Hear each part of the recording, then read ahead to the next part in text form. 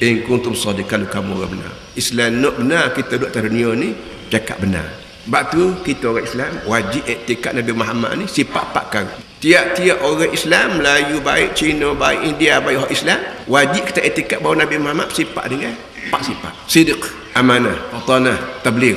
Sidq mana benar. Nabi Muhammad cakap benar.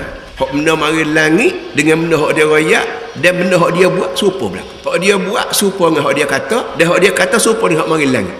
Ini wajib kita kita iktikad Nabi Muhammad benar.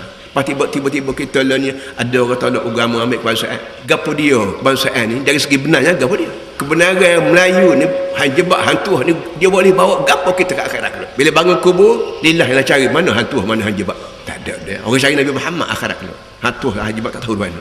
Apa yang kita tolak Islam ambil kebangsaan, ambil nasional, ambil tu. Tu jadi kesimpulannya kita orang Islam diajar dah